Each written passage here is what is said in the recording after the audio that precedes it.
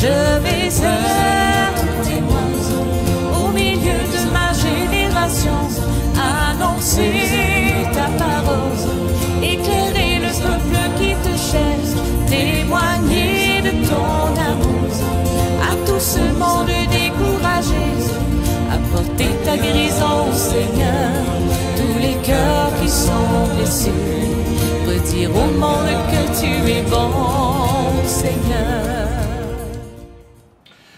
Bien-aimés dans le Seigneur, je vous salue au nom de notre Seigneur Jésus-Christ. C'est toujours un plaisir pour moi de vous retrouver sur ces plateaux pour, n'est-ce pas, vous partager la parole de Dieu. Nous sommes dans le temps où nous avons vraiment besoin d'être affermis vraiment par la parole. Et il y a beaucoup d'élucubrations sur la scène, n'est-ce pas, médiatique au niveau autant des enseignements qu'au niveau des médias. Alors c'est important que nous soyons bien nourris pour que notre foi puisse, n'est-ce pas, être bâtie sur le solide, sur le rocher. Dans le temps que nous vivons, le temps de la fin, nous serons vraiment confrontés à beaucoup de combats spirituels. Nous serons confrontés à beaucoup de persécutions. Alors donc, il faudra résister. Mais la résistance ne s'improvise pas. C'est quelque chose auquel nous devons, n'est-ce pas, nous entraîner jour après jour dans le Seigneur. Voilà pourquoi je pense que c'est important que nous puissions en parler. Le thème que je vous propose aujourd'hui, c'est vraiment concerne justement la résistance. Ta résistance au diable est proportionnelle à ta soumission à Dieu. Ta résistance au diable est proportionnelle à ta soumission à Dieu. Bien-aimés dans le Seigneur, quand nous regardons en fait le récit de la tentation que nous présente l'évangile de Luc, la tentation de notre Seigneur Jésus-Christ par le diable, dans Luc 4, versets 1 à 13, nous voyons donc ce récit est révélateur de quelque chose de très important sur le plan spirituel. Voici ce que la parole de Dieu nous dit. Il s'agit d'un détail à la fin du récit. Un détail. Ce détail se trouve au verset 13. Il est écrit, en effet, après l'avoir tenté de toutes sortes de manières, le diable s'éloigna de lui, donc Jésus, jusqu'au moment favorable. Donc, après avoir tenté Jésus de toutes sortes de manières, le diable s'éloigna de lui. D'autres traductions disent ceci, après avoir épuisé toutes sortes de tentations, le diable s'éloigna de lui. Donc, la révélation que nous donnent ces récits, c'est quoi? C'est que le diable qui est rusé, n'est-ce pas, il se sert de plusieurs sortes de tentations. Il a dans son carquois plusieurs flèches de tentation pour nous attaquer. Et ça, c'est important que nous puissions le souligner. C'est pour cela que nous parlons de résistance. C'est-à-dire que ce n'est pas un combat qui se fait juste à un premier round, c'est des combats qui se font à plusieurs niveaux. Le diable ne relâche pas, nous ne devons pas relâcher. C'est là où nous avons, n'est-ce pas, besoin d'apprendre sur la façon de résister. Parce que le diable combat sans relâche. Voyez-vous, il a plusieurs manières de nous tenter. Il essaie de cette façon, ça ne marche pas. Il essaie, il change de créneau pour nous attaquer de la même façon qu'il a essayé avec Jésus. Il a commencé par le simple, n'est-ce pas? Et voilà, tu as faim, oui. Alors, mais tu as faim, tu comprends, tu es fils de Dieu. Si tu l'es vraiment, ordonne à ces pierres de devenir du pain, tu vas manger. Voyez-vous, il commence par le pain, la nourriture. Après, il va à un niveau plus élevé encore. Et il dit, écoute, moi j'ai le pouvoir. Je peux te donner tous ces royaumes.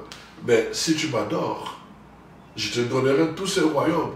Ça m'appartient et je le donne à qui je le veux. Voyez-vous, il va passer à un autre créneau. Donc, ça c'est sa méthode. Il ne relâche pas. il a plusieurs flèches, plusieurs façons dans son carquois pour nous attaquer. C'est pour cela que nous non plus, nous ne devons pas relâcher. Alors, donc, la parole de Dieu nous dit, Satan est persistant. Il est persistant, il est rusé. Alors, car il nous a ciblés, n'est-ce pas? Alors, il se charge de nous. Il se charge de nous et il va changer de méthode chaque fois que la première méthode n'a pas marché. Voyez-vous, chers frères et sœurs. Alors donc, je vous dis, chers frères et sœurs, Satan ne lâche pas, il change simplement de méthode, il change de créneau. Alors, nous devons apprendre, nous aussi, comme enfants de Dieu, de ne pas lâcher. Voilà pourquoi je pense toute l'importance de cette recommandation de l'apôtre Jacques, quand il nous dit, n'est-ce pas, soumettez-vous à Dieu et résistez au diable, et il fuira loin de vous. Dans Jacques 4, verset 7.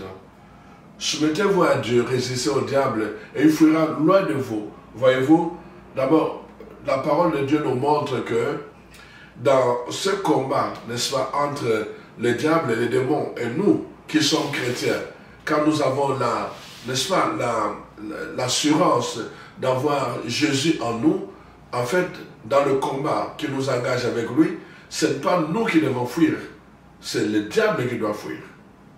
Ce sont les démons qui doivent fuir. Voyez-vous, chers frères et sœurs, ce n'est pas nous. C'est dommage de voir que dans la plupart du cas, ce sont les chrétiens qui fuient les démons.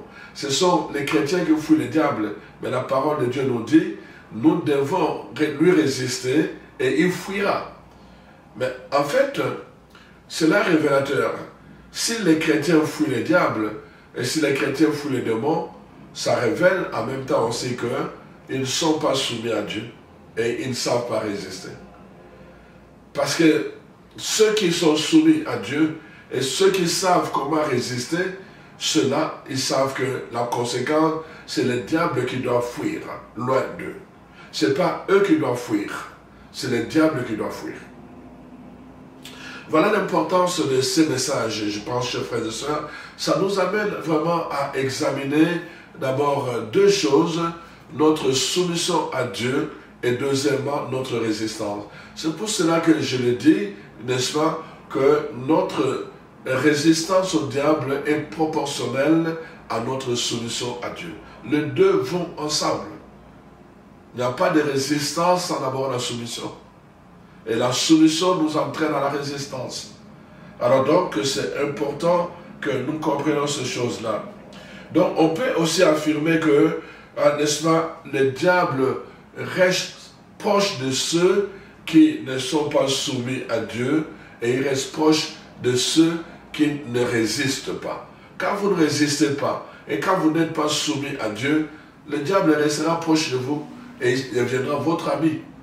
À force de vous fréquenter, il deviendra votre ami. C'est-à-dire que vraiment, il va se donner des droits d'entrer dans votre vie, des droits, n'est-ce pas, d'agir, des droits de perturber votre vie. Sachez-le, le diable ne vient pas parce qu'il est un ami, vraiment un bon ami. Il est celui qui vient pour tuer, pour égorger, n'est-ce pas, pour voler. Il vient pour voler. Et quand nous comprenons cela, que sa mission c'est de voler, c'est de tuer, c'est d'égorger, nous ne pouvons pas laisser le diable demeurer proche de nous, parce qu'il va faire des dégâts. Il y a beaucoup de dégâts que nous vivons parce que nous l'avons laissé longtemps être proche de notre famille, de notre couple ou de notre vie. Donc il est temps, chers frères et sœurs, que nous prenions la décision, n'est-ce pas, de lui résister maintenant. Nous devons lui résister. Et parce qu'il a plusieurs façons, n'est-ce pas, de procéder, comme je l'ai dit, il a plusieurs flèches dans son carquois, plusieurs méthodes, n'est-ce pas, parce qu'à cause de ça, du fait qu'il est sournois, n'est-ce pas, il rusé, il a plusieurs méthodes qu'il utilise. Il est important que nous fassions attention à ne pas lui donner accès.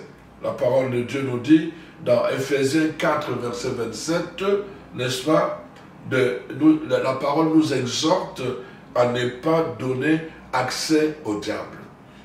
Donc, nous ne devons pas donner accès au diable de peur qu'il puisse entrer. Chaque fois que nous lui donnons accès, ça veut dire que nous lui ouvrons la porte.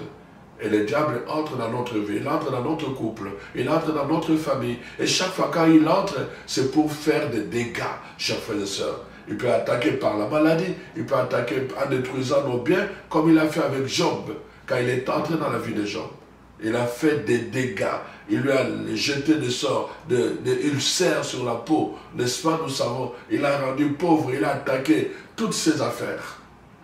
Et ça, c'est ce que le diable veut faire dans ta vie. Et quand tu comprends cela, tu ne dois pas lui donner accès. Il y a plusieurs choses qui donnent accès au diable. Donc, des choses, la parole de Dieu nous dit par exemple la colère. Quand nous sommes en colère, n'est-ce pas, que nous dormons avec notre colère, le diable va profiter de cela pour entrer en nous. Il y a, parfois, n'est-ce pas, nous pouvons avoir des blessures qui sont causées, par exemple, par des situations. Quelqu'un qui est divorcé, il est blessé dans son amour. À cause du divorce, il va être blessé. Et le diable peut profiter de cette blessure, parce que la blessure en elle-même n'est pas démoniaque. Mais le diable peut utiliser une blessure pour, n'est-ce pas, entrer dans la vie de quelqu'un. Alors donc, il va utiliser cette blessure que cause le divorce, n'est-ce pas, pour entrer dans la vie de quelqu'un et pour faire du dégât.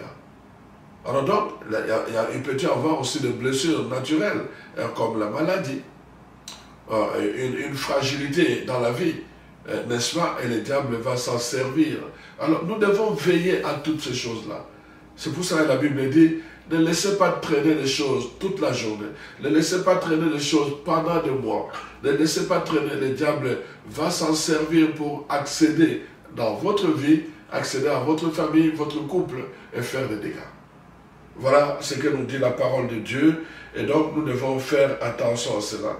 Et la parole est riche d'enseignements. La parole de Dieu nous montre déjà dans le passé, dès le commencement des livres de la Genèse.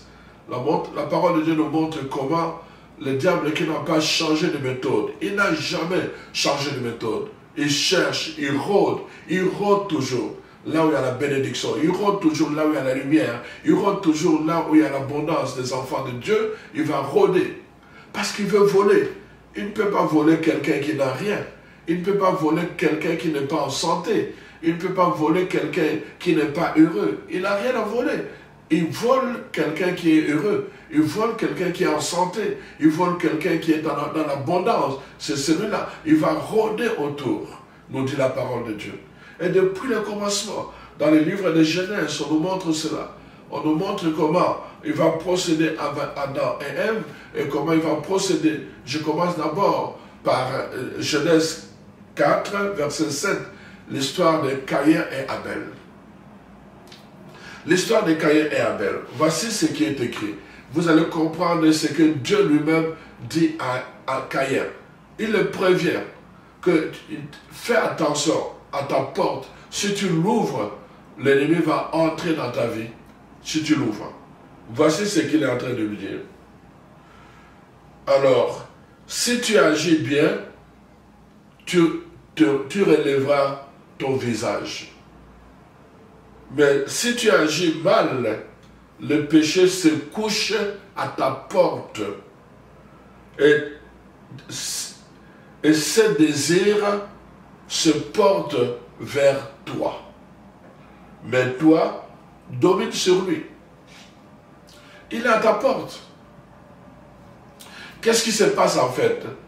On voit que Abel offre, n'est-ce pas, des sacrifices à Dieu. Caïn offre aussi des sacrifices à Dieu. Mais les sacrifices d'Abel sont agréables et Dieu s'en réjouit. Alors que les sacrifices d'Abel, de Caïn, Dieu ne s'en réjouit pas. Et cela crée une jalousie, une envie au-dedans de lui. L'envie, n'est-ce pas, voyez-vous?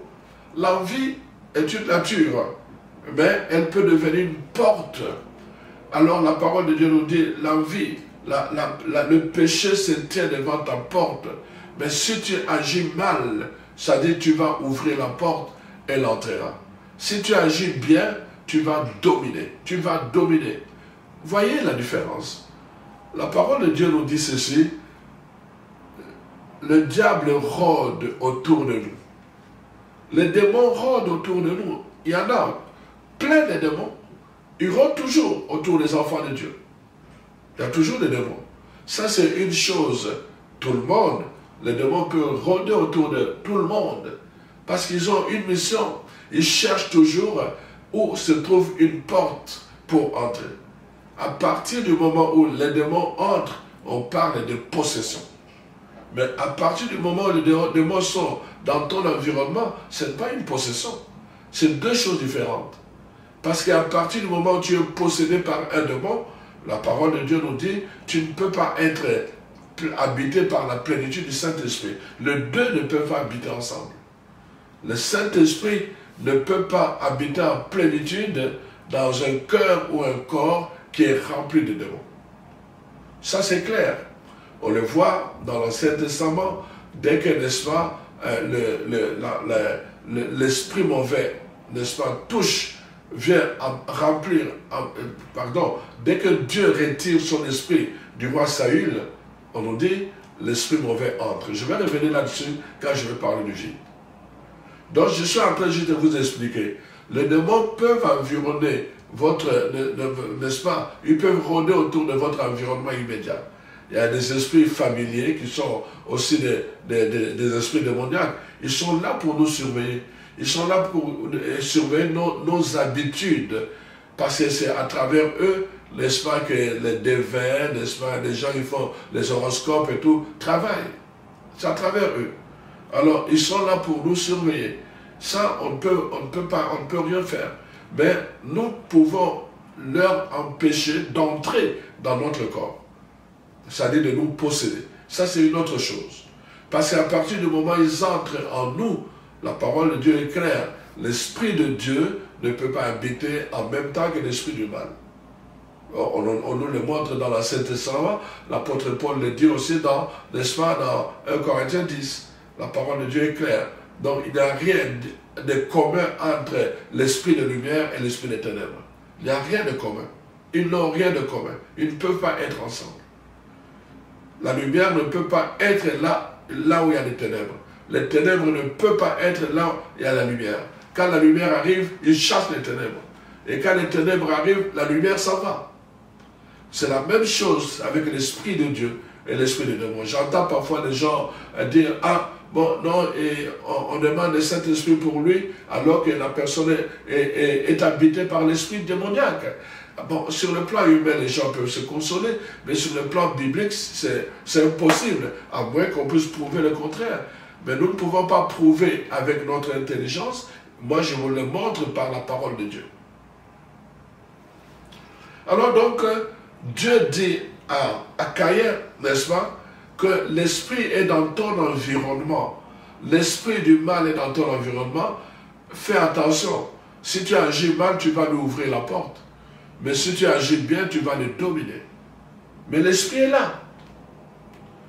Il est là. L'esprit peut être là. Mais si je lui ouvre la porte, c'est là où je lui donne le pouvoir de dominer sur moi. Si je lui ferme la porte, c'est moi qui domine sur lui. Donc voilà ce que la parole de Dieu nous dit. Donc, en étant donc irrité contre son frère Abel, n'est-ce pas, Caïn donnait accès à l'esprit du mal. Il donnait accès au diable. Il lui donnait accès de venir détruire, de venir tuer. Et donc le diable a utilisé les pensées et les sentiments de Caïn pour tuer Abel. À travers lui, c'est le diable qui tue. Parce que sa mission, c'est de tuer. Et c'est comme ça qu'il procède. Il va utiliser tes pensées pour commencer à haïr. Il va utiliser tes pensées pour commencer à jalouser. Il va utiliser tes pensées pour commencer à envier. Combien de gens sont toujours là en train d'envier les autres? Et ils sont toujours en train de parler de Dieu. Combien de gens sont là en train de jalouser les autres?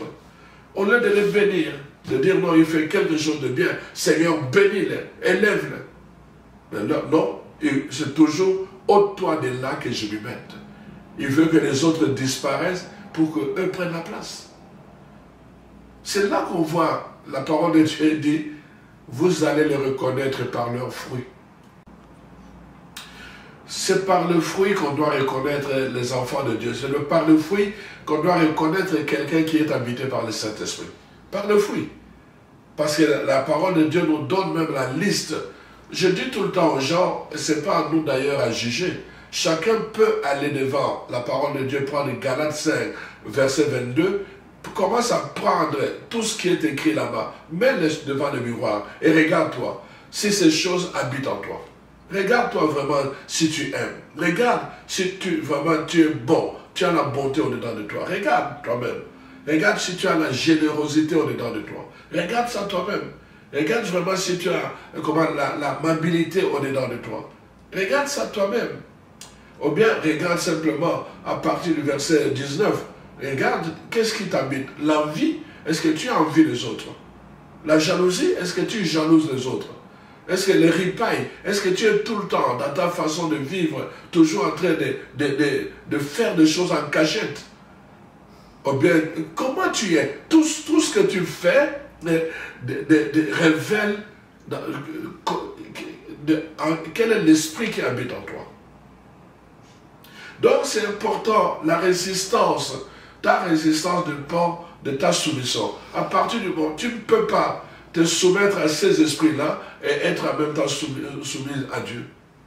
Tu dois te soumettre à Dieu. Tu dois te soumettre à la pensée de Dieu, à la parole de Dieu.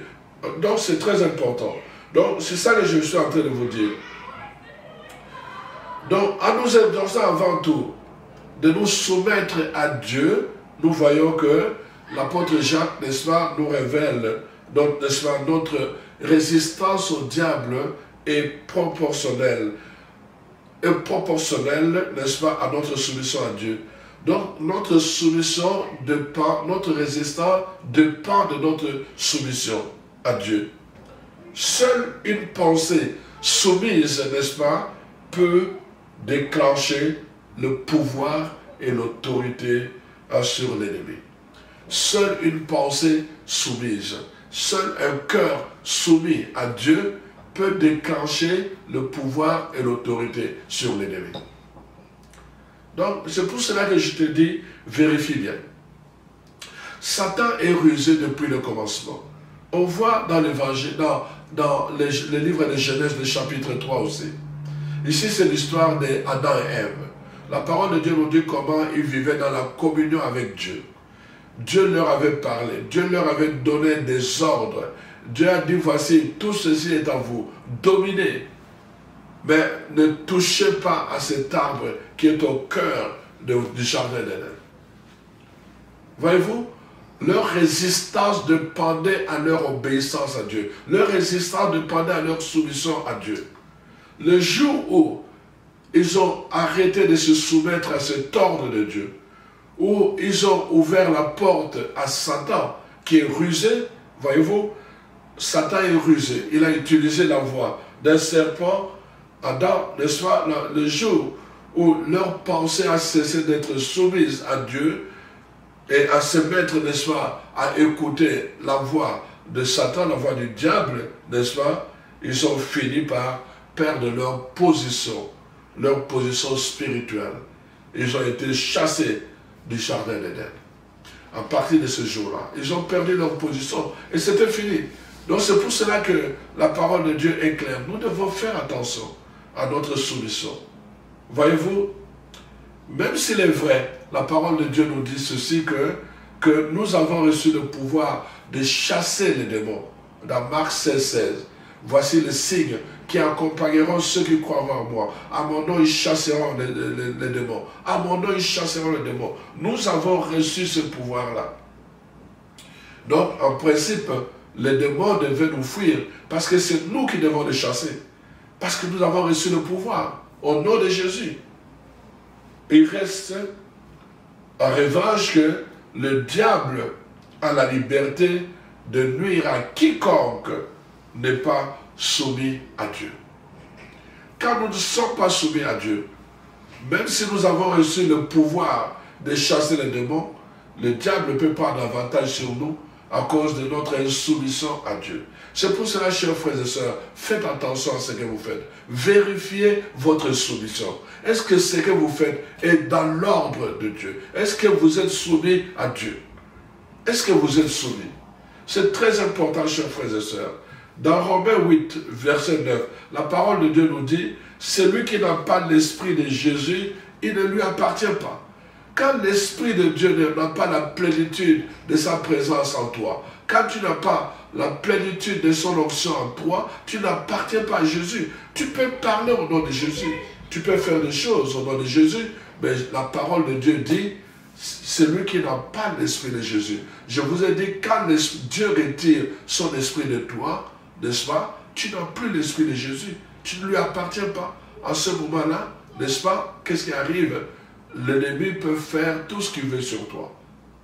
Tu n'as plus de résistance. Dès que tu perds l'esprit de Jésus, à cause de ton insoumission, tu n'as plus de résistance. Donc, faites attention, chers frères et sœurs, dans tout ce que vous faites. Je vous ai dit, n'est-ce pas, dans 1 Samuel, chapitre 16, verset 14, Samuel, n'est-ce pas, il avait l'option. Mais à partir du moment où il a désobéi, la parole de Dieu nous dit, Dieu a retiré son esprit. Et c'était fini. C'était fini, l'esprit du mal est entré en lui. Donc, vous devez faire attention. La parole de Dieu nous dit aussi dans Matthieu 12, verset 14, que quand on a chassé un démon et qu'il est parti, n'est-ce pas, il est parti, il va aller dans le lieu désert, il va commencer à chercher. S'il ne trouve pas de place, il va revenir. S'il trouve la maison vide, la maison dont il est question, c'est le corps. S'il trouve le corps vide, c'est-à-dire vide de quoi? Vide du Saint-Esprit. Vide de quoi? Vide de Jésus. Si ta maison n'a pas la présence de Jésus, si ta maison n'est pas remplie du Saint-Esprit, parce qu'il est rempli du démon, eh bien la parole de Dieu dit, il viendra avec 7 autres démons et ils vont prendre possession de toi. Voyez-vous? C'est pour cela, chers frères et sœurs, la soumission dont il est question ici concerne 2 choses. L'obéissance d'abord et l'humiliation. L'obéissance, si la soumission concerne l'obéissance, si tu n'es pas obéi, celui, n'est-ce pas, qui est dirigé par l'Esprit de Dieu, recherche d'abord, n'est-ce pas, il est, on dit, il est, n'est-ce pas, attiré, il est préoccupé par des choses spirituelles, par les choses de l'Esprit. L'obéissance est très importante. C'est l'obéissance qui donne l'accès. L'obéissance donne l'accès à Dieu d'agir à travers nous. L'obéissance donne l'autorité à Dieu. Nous lui permettons la permission d'agir sur nous, de nous protéger, de poser sa main sur nous. Nous avons besoin de cette obéissance. Le diable nous amène toujours à désobéir à Dieu pour pouvoir nous détourner de Dieu et briser la puissance, n'est-ce pas, des résistances que nous avons. Il va nous amener à la désobéissance. Vérifie ta vie. Est-ce que ta vie est soumise ou bien ta vie marche dans la désobéissance? Alors donc, c'est très important. Nous avons besoin aussi de l'humiliation. Être humilié. Nous voyons dans 2 Chroniques, chapitre 33, versets 12 à 13, n'est-ce pas, le roi, au début de son règne, Manassé a fait des choses vraiment qui n'ont pas plu à Dieu. Mais à la fin, il s'est humilié et quand il a invoqué Dieu, Dieu, n'est-ce pas, est revenu et Dieu l'a béni. Dieu marche à côté des humbles. Il résiste aux orgueilleux. C'est pourquoi il est dit, humiliez-vous sous la main puissante de Dieu, n'est-ce pas, afin de demeurer sous son autorité et de vaincre les démons. Vous devez vous humilier pour demeurer sous l'autorité de Dieu. Et quand vous demeurez sous l'autorité de Dieu, vous avez la victoire du Christ qu'il a, n'est-ce pas, par la parole de Dieu dit, il a dépouillé les puissances, les autorités, les dominations sur la croix. Et cette victoire qu'il a manifestée devient votre victoire parce que vous obéissez, parce que vous marchez dans l'obéissance et parce que vous marchez dans l'humiliation. En réalité, pour terminer, si nous avons des problèmes avec les démons, le vrai problème, c'est que nous l'avons avec Dieu.